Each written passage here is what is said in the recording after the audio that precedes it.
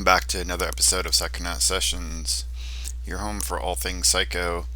Today I'm taking a look at a pretty obscure comic that I found in a dollar bin at a comic convention called Andromeda.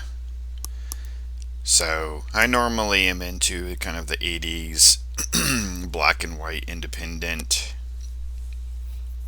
sort of stuff, but there is a strain of comics from the 90s when everybody thought they were just going to be their own version of Image Comics. And there were a bunch of independent creators that tried to jump out and make their own comics at this time. So it was kind of like in 86, there was the black and white boom because Teenage Mutant Ninja Turtles came out. It was a huge hit. Everybody tried to replicate that. Everybody was pushing out black and white indie content. Same thing in the 90s kind of happened, although some people could argue the lack in quality. And a lot of people, as you can kind of even see replicated here,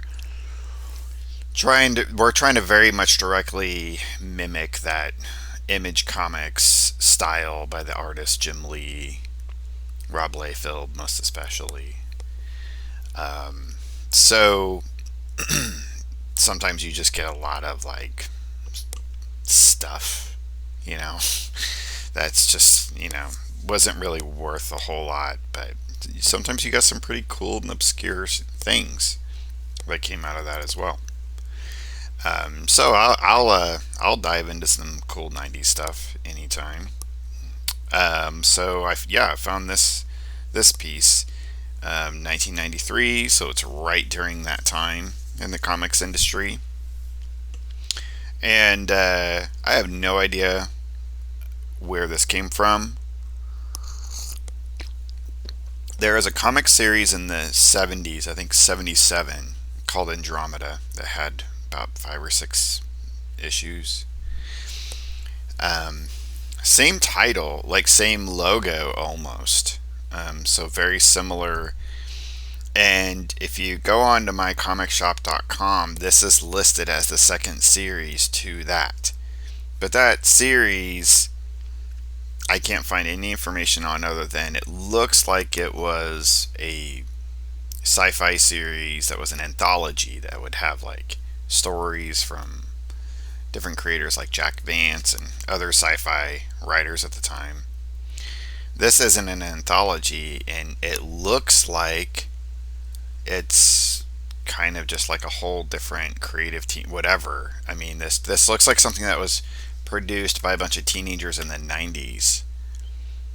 But the Andromeda series in the 70s had like fully painted covers. I haven't really seen any interiors. I need to order some myself just to kind of check it out. But it has the exact same font, and again, mycomicshop.com lists that as the first series, the one in the 70s, and this one as the second. Yeah, I don't think that they're related. So this was done by Lionel Torres. I'll try to look up Lionel Torres. I can't find anything on the guy. If anybody knows anything about Lionel Torres, this is Andromeda Comics is the production company. It's the copyright, and it's in Canada.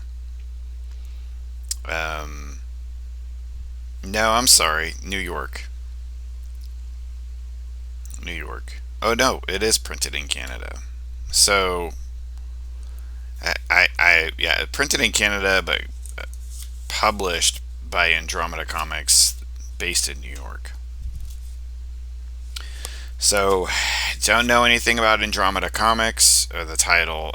It's edited by Antonio Rodriguez. I could not find anything on Antonio Rodriguez as well in the comic industry. There is a cartoonist from Mexico City, an illustrator that has been involved in I don't know if comics specifically, but definitely in the illustration community in Mexico. So I don't know if this is him. But yeah, so let's get into this. This is a really interesting cover. A lot of covers in the 90s did not have this level of design quality to it. So again, it's got that like kind of 70s lettering that is uh, pretty much mimicked straight from the 70s comic series. But we do get this really cool 3D um, rendition that's actually done with pointillation, which looks really beautiful. And along with this, it's got a very like Art Deco style. It reminds me of oh shit, what's that Fritz Lang movie? Jeez, I'm like losing my memory as I get older, but that was just very modernistic kind of deco, um, you know, almost like socialistic kind of style of rendition. I love it. I love the V. So I think this is actually a pretty cool way to do um, an issue number one cover. We get images of some of the characters and supposedly the main character. It's kind of fun because then you get this kind of cartoonish first issue. So anyway, kind of fun. So it looks like Lionel colored this with marker. I could be wrong, and I don't know if the camera picks it up, but I see a whole lot of those kind of like etchy kind of streaks in the coloring like you get from whenever you colored with markers back in the day. So a lot of people did that in the 90s because computer coloring was so new and a lot of them couldn't afford color press printing. So, just color it with markers and then just get it printed out, get it scanned and printed out. Was kind of a way that a lot of people did it. And sometimes you could come out with some really great colors with that. I know Chaos Comics that did Evil Ernie and Lady Death, they did a lot of marker coloring, and that stuff looked really good. So it's a cosmic story. There's this guy that comes through a wormhole and uh, not really sure. He's like running away from something, um, from some other kind of species or something. Gets shot at. Crash lands on Earth, and there's this other ship that comes into the fray, and you think, my thought is this guy being chased by this ship? But I think this ship was actually looking for him, because this is his sister.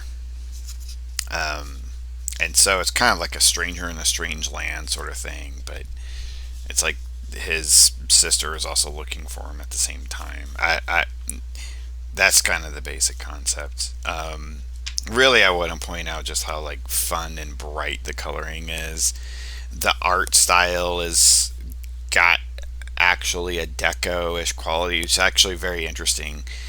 This art style, every once in a while, like I said, tries to mimic that kind of Jim Lee, Rob Liefeld image style, and that's when the art is serviced the least, right? When it's just trying to be itself, and the person is trying to lean into their own individual style, Lionel, it looks great because there's some like deco qualities, and just this kind of block inking sort of renditions that he puts on here that look wonderful. And then every once in a while, he just tries to get. So this guy crash lands. He wakes up. He's an alien. We don't really understand what's going on. And then all these other people come, and I'm like, are these aliens too? But no, these are superheroes on Earth. All right. So this actually starts becoming pretty confusing. So I was kind of complimentary to the style, but this starts getting like, this guy is crazy huge. Like, where's his legs here?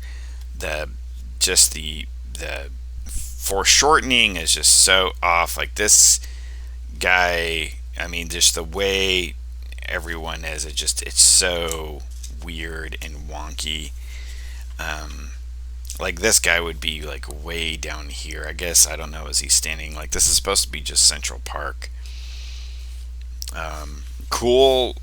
Uh, you know, monochromatic patterns here with the markers in the background.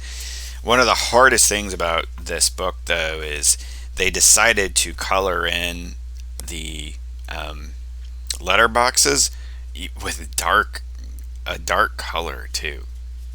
So it is really, really hard to read.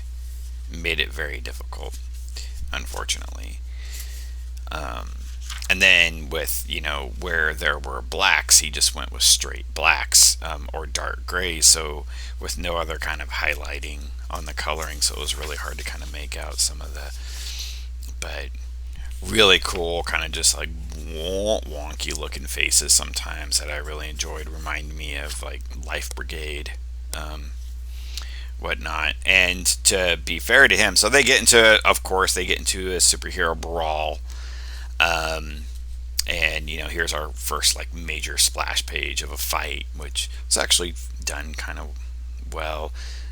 So good credit to Lionel. This is actually some really cool lettering. And as normal, when things are on the screen, when I'm looking at it on the screen, from through the video camera, it's a little bit lighter. It's not as dark, but it's really saturated live.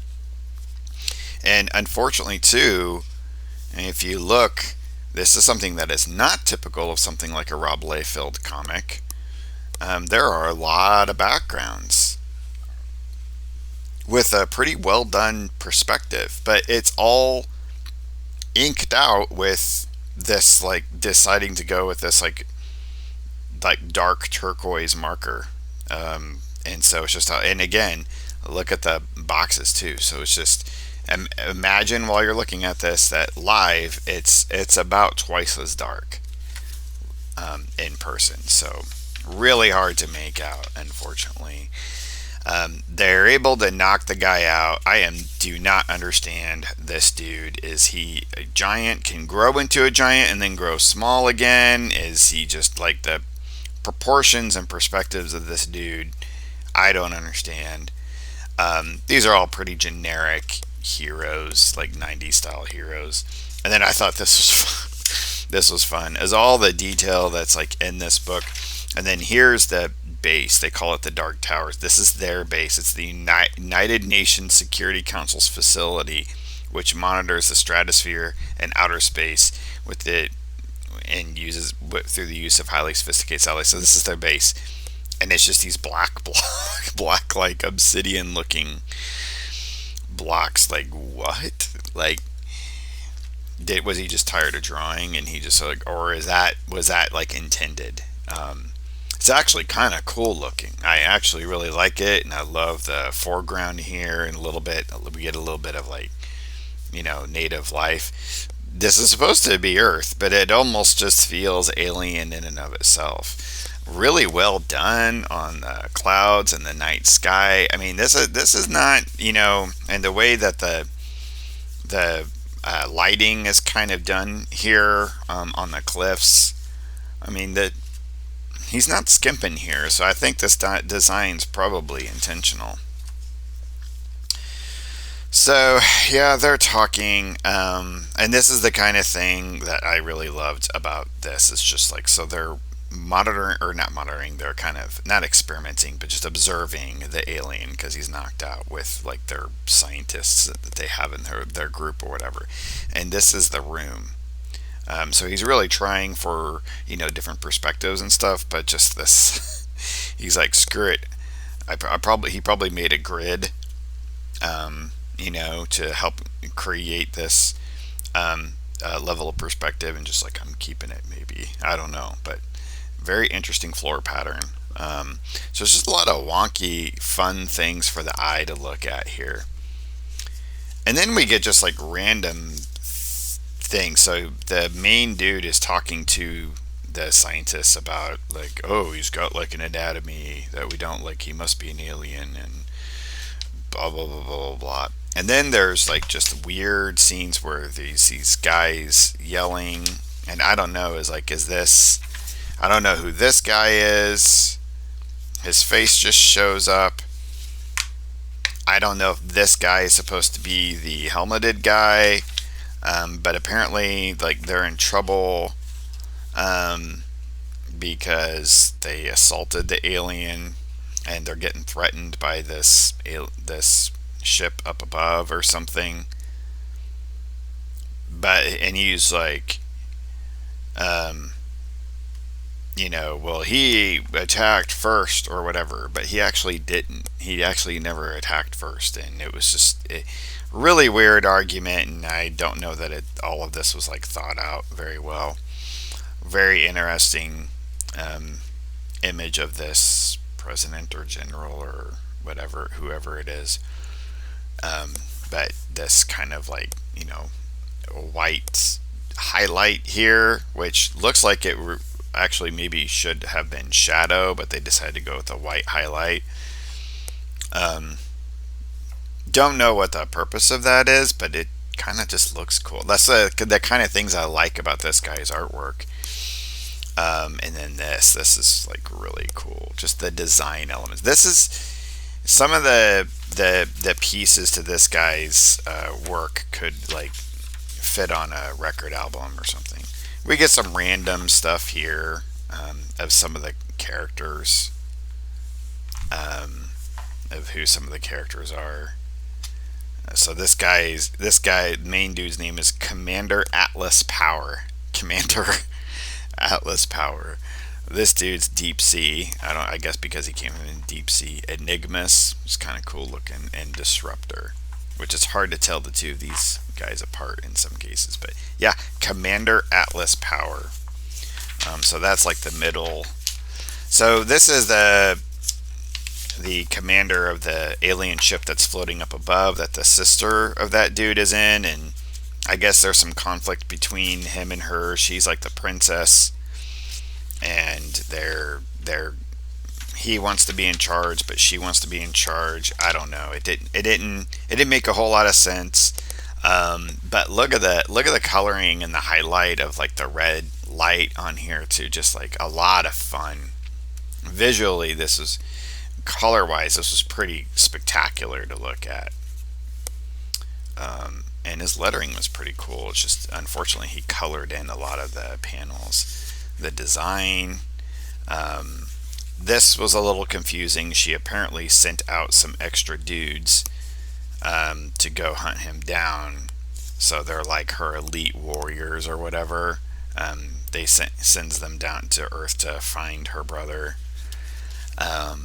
And then we don't see anything of that, and suddenly she just teleports into, what is it, the president's Oval Office, and then here she is to be like, I'm the heiress to the throne of the Andromeda Empire, and I want my brother, basically. Really cool clouds and whatnot.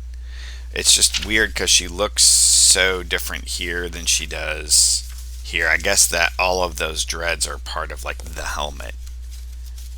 I guess so, because it looks like it's part of the cape too. So that's part of the helmet and not her hair. But that cape doesn't look that way there.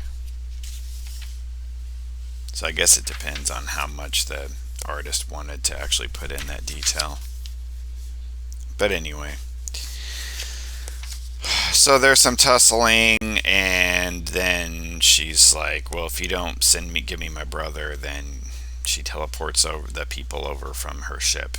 So I don't know why she teleported them into the president's office, but then she made a big deal about sending these guys out to hunt down her brother, when she just teleported right to the people that have her brother with a whole different set of it didn't make a whole lot of sense.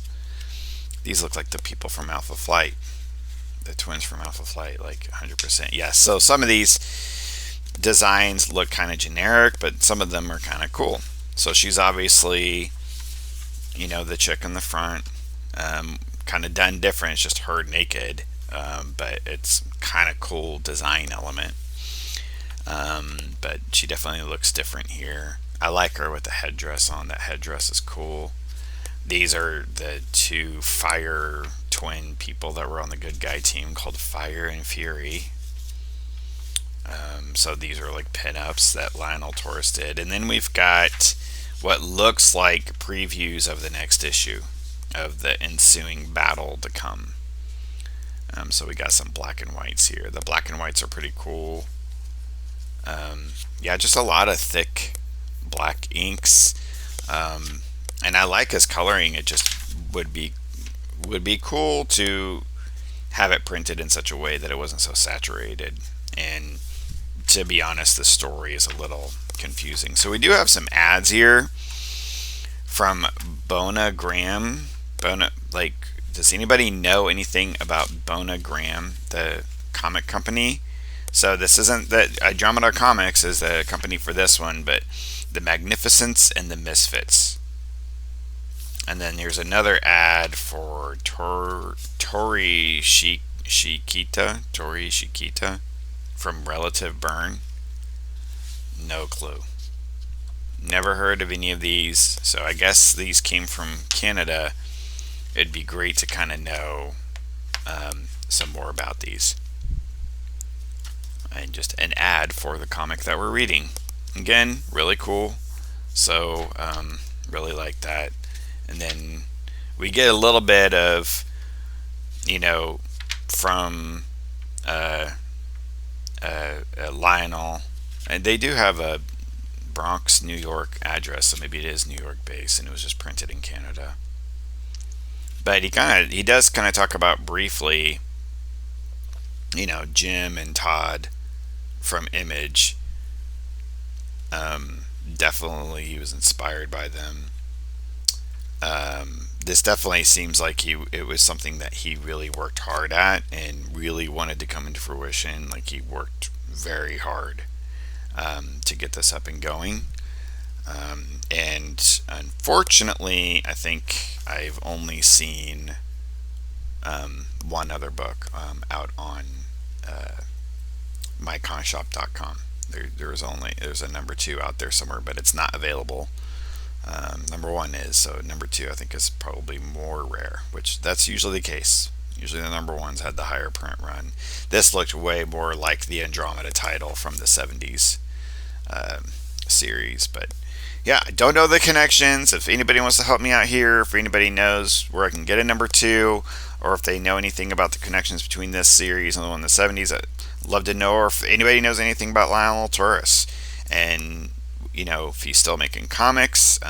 Again, I couldn't find him, so I'd be interested to checking more of his stuff out, because there were some confusing parts and pieces, but I enjoyed it overall. Definitely loved the aesthetic. Very colorful and fun to look at. Thanks so much. Like, subscribe, hit the bell for notifications. You can check out my books in my shop. Really appreciate everyone's support. Keep it safe out there. Keep it safe.